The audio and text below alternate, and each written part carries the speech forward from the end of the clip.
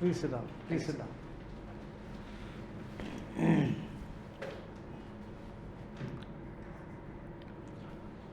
What's your name? So my name is Shubham Shukla. So, Mr. Shubham, this is your fourth attempt. Are you going to UPSC for the first time? Yes, sir. This is my first time facing an interview. Okay, great. Kindly unbutton your coat. Thank you, sir. Please tell us something about yourself. So I'm Shubham Shukla. I did my schooling from Kolkata and I have completed my graduation in manufacturing engineering from BITS Pilani. After that, I worked for 6 months as a faculty of chemistry for NEET and JEE examinations. After that, I quit my job and have been attempting for this examination. This is my fourth attempt and my fourth mains, but my very first time appearing before the panel. I come across someone who's very calm and who's very optimistic and very cheerful. And I find myself someone who's a team player and can lead teams. And I'm someone who's actually a taskmaster of sorts. So I feel these are the couple of traits that will help me become a good civil servant in the future, sir. Very nice. Now, please tell us new trends in the Ukraine war. I'm sure you are following it. There are certain new trends which have not been seen in the war so far. Can you identify and tell us which are these ones? And just list them, please. Don't explain. So there are a couple of trends that I can recall as distinct from a previous couple of crises. One is the very nature of the war, that Russia and other countries of the world have not called it as a war and more like a military operation, and this has also been specified in a UNSC resolution passed a couple of days back. The second nature would be direct shelling on the infrastructure of the country. For example, the Azov steel plant was attacked and refineries have been attacked. So this is like crippling the Ukrainian industry and infrastructure backbone. And the third is direct retaliation on the civil populations in unimaginable quantities. Usually the war in the past couple of years haven't directly involved a country attacking another country's civilian population. So these are the three major trends. Apart from that, another very major trend that has been observed about this war is the fact that Ukraine, despite having a power vacuum vis-a-vis Russia, has mounted a very strong response, and it has been supported by the NATO countries led by US, sir. Okay. Now, political science, the subject you have taken. Yes, sir. Elections in India are fought on the Prime Minister's name. Yes, sir. Earlier there used to be Indira Gandhi's name, now Modi's name. So why should we not have presidential form of government? Because there are other advantages also. You can have the best talent in your cabinet, isn't it? Yes, sir. And you more powers, the president has more powers. So what is your view? So elections in India, especially at times when there is a one-party majority system, have been fought on the name of the Prime Minister.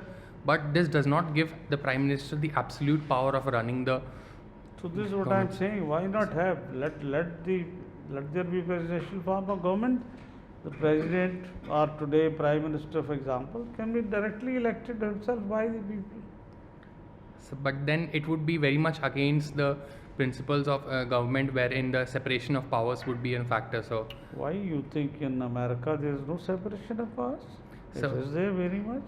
Wherever there is presidential form of government, this is there, the separation of powers. So, but if we're talking about the American systems, even the Supreme Court is despite the separation of powers, the judges of Supreme Court have a conservative or a Republican leaning. And for India, what we have in the current system is a system of political executive, which is supplemented by the system of permanent executive, the administrative services, and they helped in administration and the formulation of policies for the political executive. Same thing their cabinet does. So it would be better to have this system of parliamentary parliamentary How? system. You give me the reasons. Give me the reasons then. List the reasons. Why is it that better? I have told you why presidential form of government is better. Yes, sir. You don't agree with me. Then you give me the reasons. So the biggest reason is the system of opposition, the system of parliamentary scrutiny. Opposition is there also, Shubham. Yes, There sir. is no opposition in America So US or does have. Turkey. Yeah. So US does have an opposition, sir, but given the fact that we follow a Westminster model of government, the Very good. system. Let's move on. Yes, Now you tell me that if you are the district magistrate yes, sir. in a place after selection and one religious community Yes, sir. comes to you and they say that they want to take out a procession through the residential area of the other religious community, will you allow?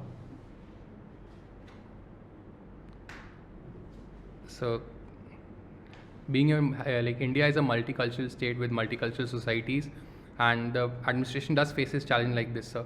So, my decision would be based on the past as well as on the present realities.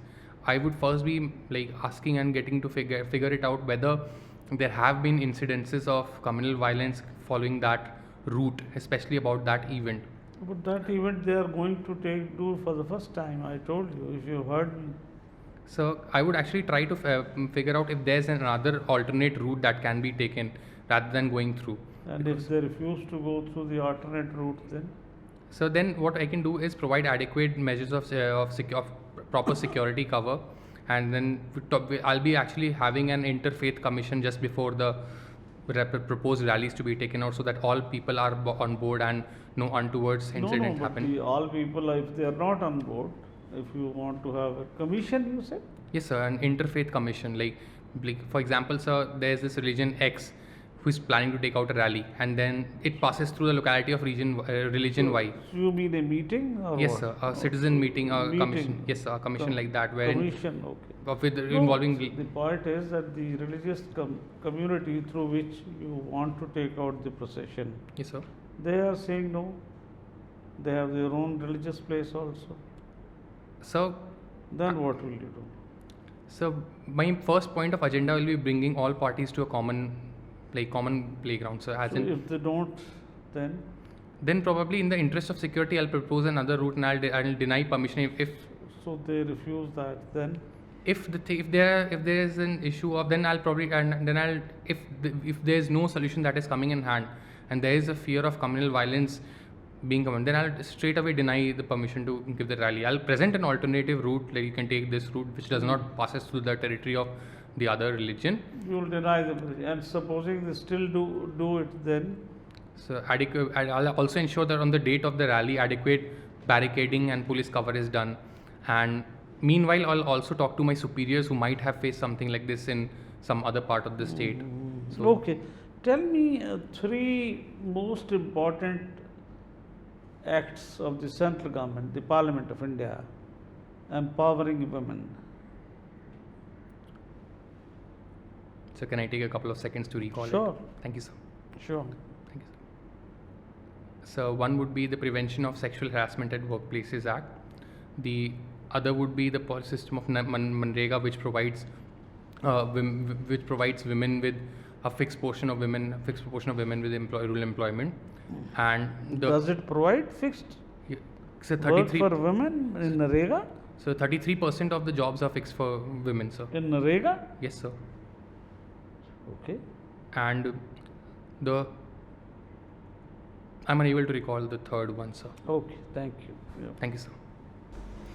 Mr. Shubham, Sir. you were part of an anti-ragging committee. Yes, sir. Are there any positive or healthy aspects of ragging? So, Supreme Court in 2009, Aman Kachuru judgment had said that ragging itself is a word which carries a stigma with it, and under no forms ragging is an acceptable or something that has to be continued in the society. That being said, sir, we can actually substitute ragging with a more friendly term, like we had in BITS Pilani. We called this term as senior-junior interaction. So that can be an alternative term that can be used for the system of interaction in place of ragging, sir. So what would be healthy about it, this interaction? So in the initial, it's about, the ragging is about a sense of superiority wherein seniors consider themselves superior to the juniors, and thus the behavior takes place. So the good thing about this senior junior system of interaction would be, it would be moderated, and at times it would be held under the supervision, the meetings were held under the supervision of a member of an anti-ragging committee, a faculty member or a student member, sir. And then there was this phenomena of a trust building exercise wherein the juniors were directly not allowed to go to seniors' rooms. The meeting used to be held in a common place like the courtyard or the common room, sir. So gradual phasing in would be happening, and then this has actually led to BITS Pilani eliminating all form of ragging in 2010 itself, sir. Very good. Now, if you were to choose between electric vehicles and hybrid vehicles, in the current scenario, what would you choose? So given the current scenario, I would go for hybrid vehicles, sir. So why aren't manufacturers doing hybrid vehicles? Why are they focusing on petrol or electric vehicles?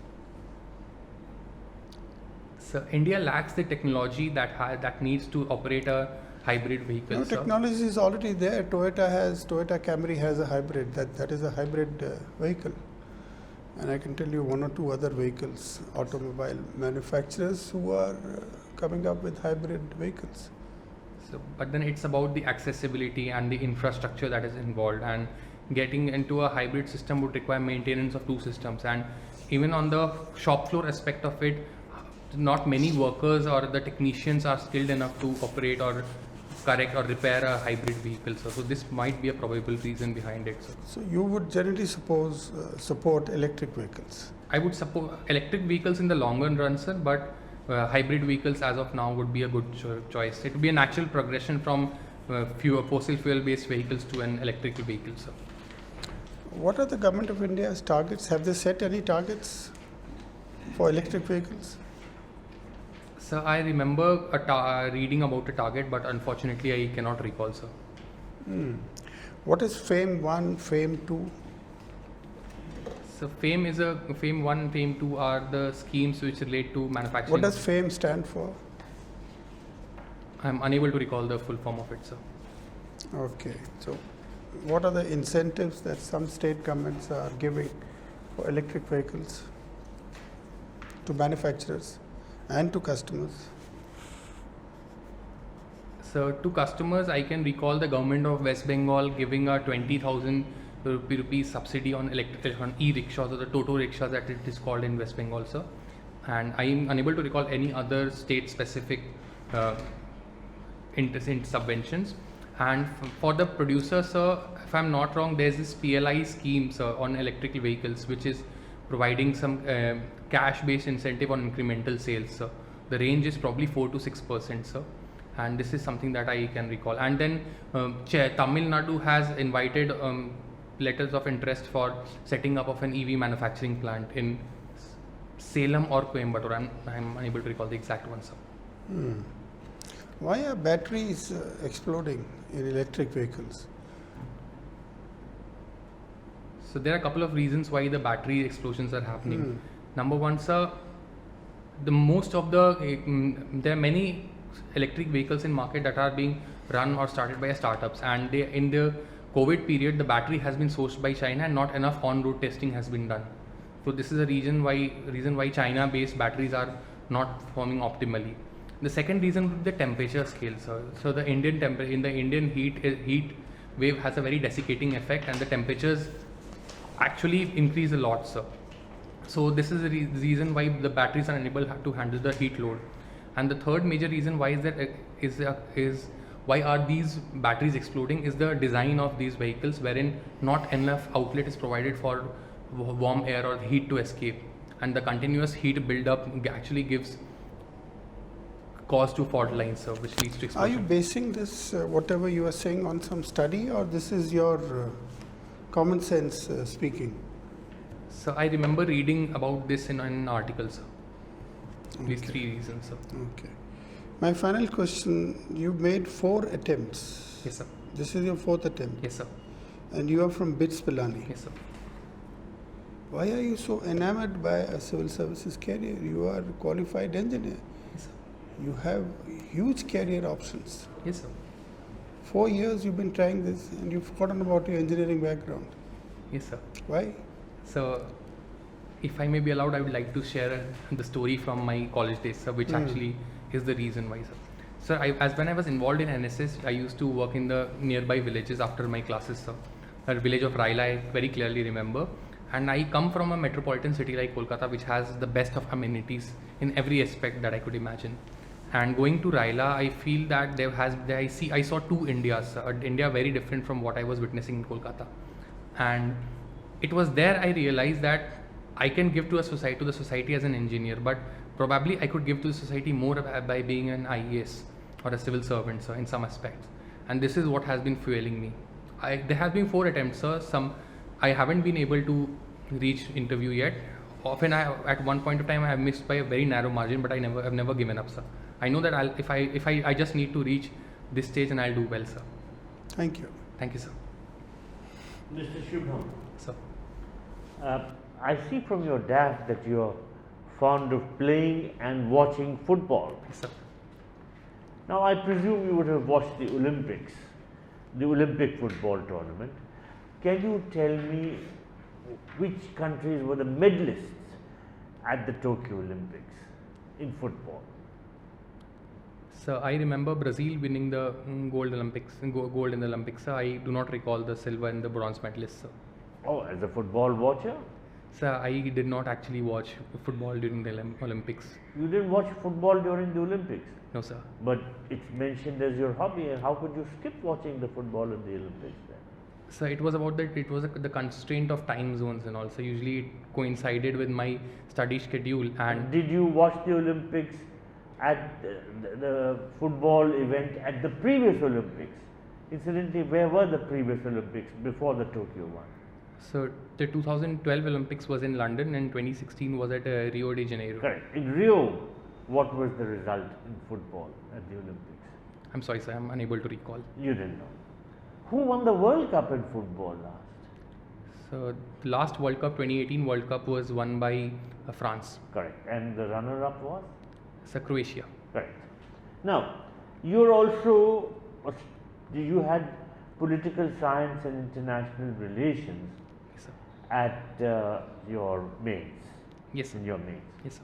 Now, amongst European political thinkers, who would you consider as the 3 most important ones? 3. So, European. yes, sir. Sorry, sir. 3 European political thinkers. Which ones would you consider the most important ones? So can I get a couple of seconds to think over it? Yeah, sure. Thank you, sir. Or let me put it differently. Who would be your favorite political thinker amongst the European political thinkers?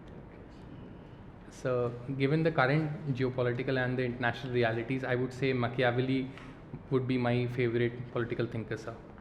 And does Machiavelli in any sense compare with our own Chanakya? So I am of the opinion that Chanakya and Machiavelli, though they have very similar line of thought, cannot actually be compared, given the fact that what Chanakya has achieved far exceeds what even Machiavelli has even thought, sir. It's a very common phrase that has been used that Machiavelli could never get his prince, but Chanakya got his king. So whatever Chanakya has theorized, he has actually implemented it in practice. Plus, the biggest thing that I prefer about Chanakya. What is the name of that famous book which Machiavelli wrote? So, The Prince. Correct. Now, you're also a student of international relations. That was part of your optionals. What can you tell me about the Abraham Accords?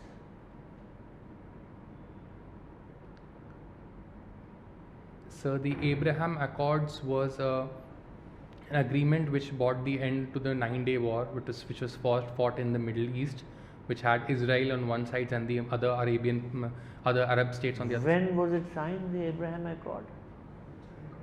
Sir, I cannot recall the exact. So it brought to an end the Arab-Israel conflict.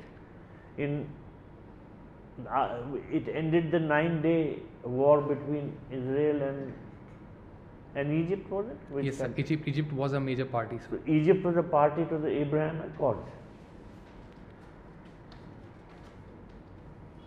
So, if the panel allows me, I think I have made a small error, and I would like to Okay, apologize. sure.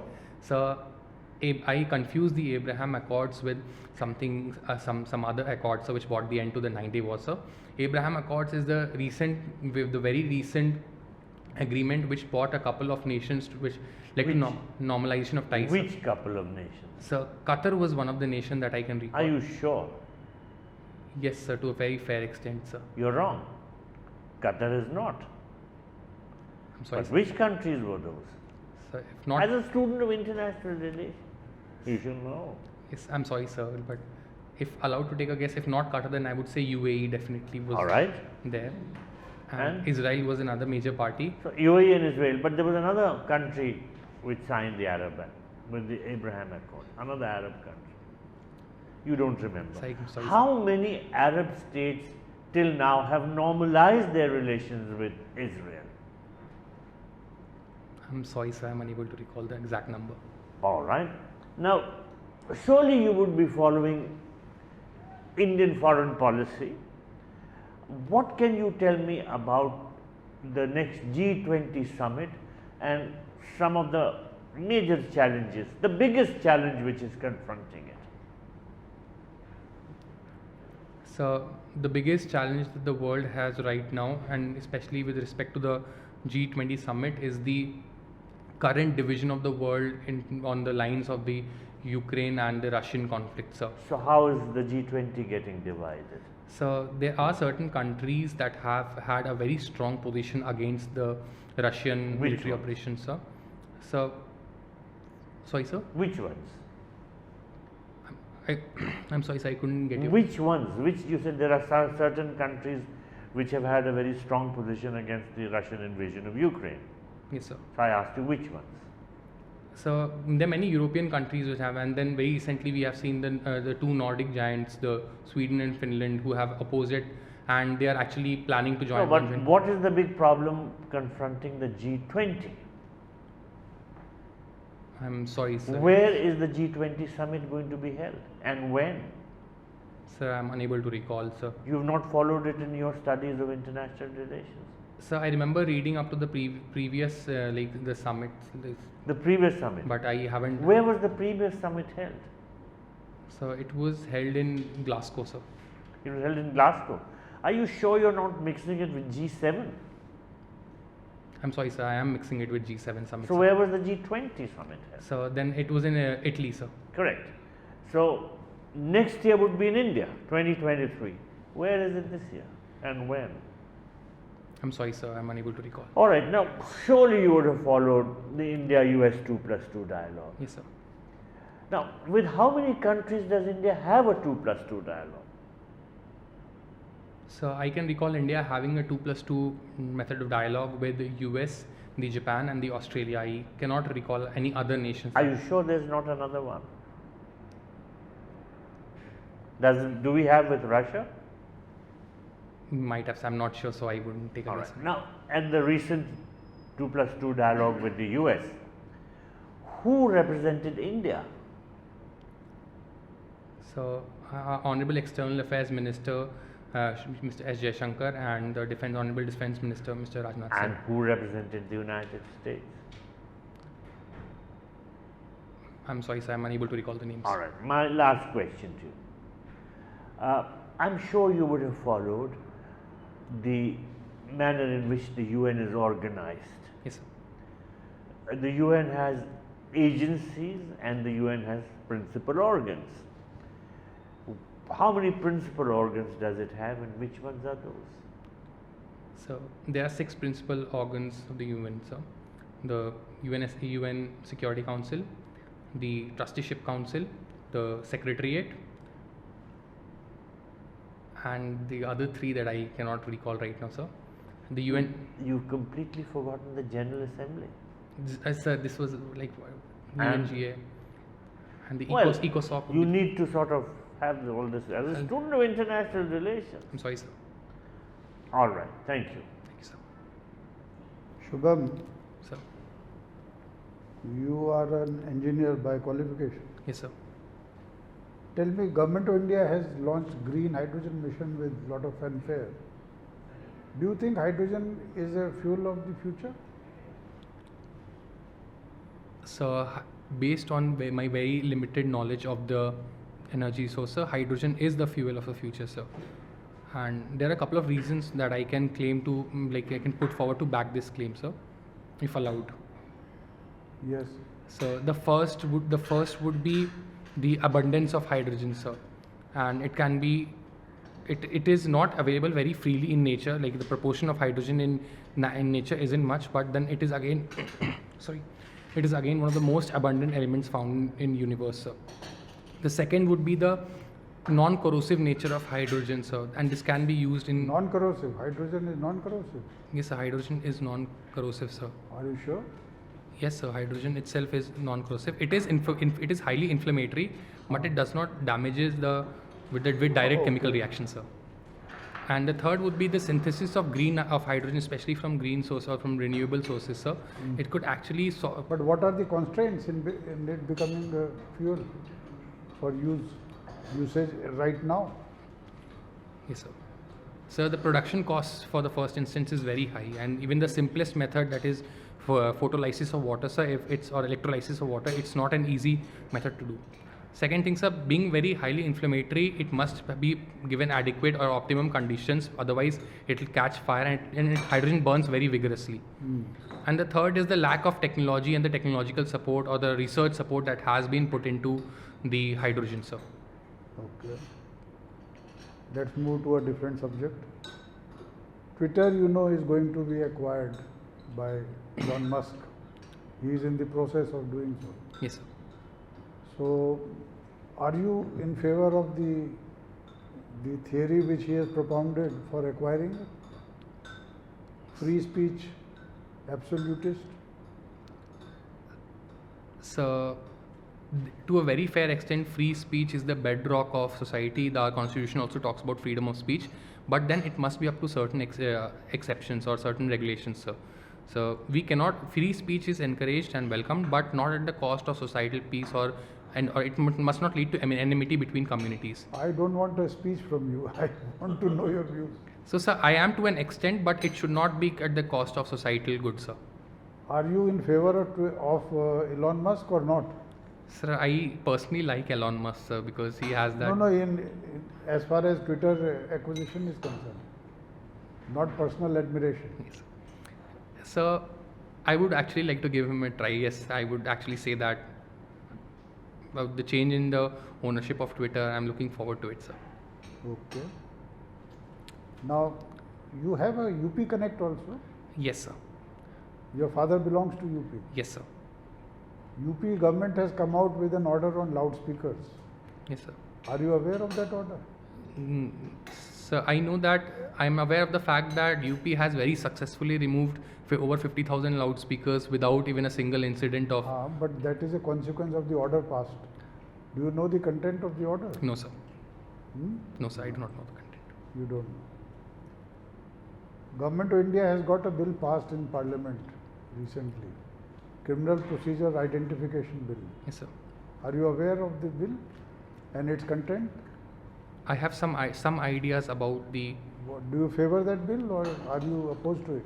Sir, I'm It is becoming an act now. Yes, sir. Sir, I'm in favor of the bill being enacted because I remember reading an article by a retired, a very senior and decorated IPS officer that talked about the need for the bill. The bill talks about the various tools that will be used for identification and the criminal, and it would be helping in investigation, and this is something that the government needs. Good, but are you aware of the negatives?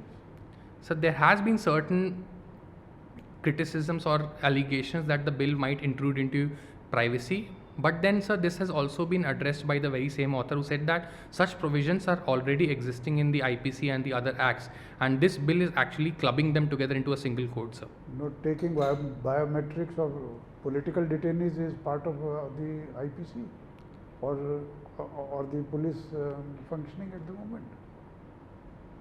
So I'm not sure about this, But sir. you are saying it is already part of the act?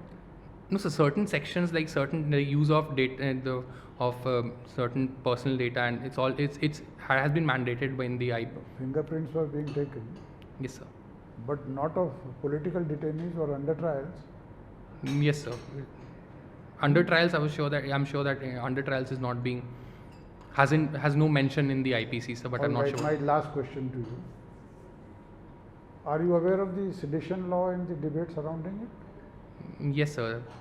Section Ah, Section 124A of the IPC talks about the sedition law, and there has been certain debate about its removal or its withdrawal, and a case has been filed, and the Supreme Court has given the government some time to think of it. what are your views on this?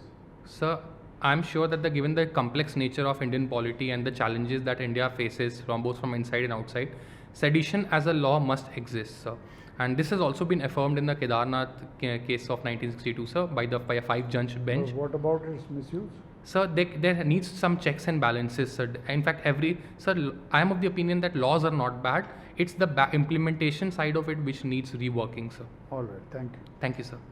Thank you, Mr. Shubham. Our discussion with you is over. Kindly wait outside for a few minutes.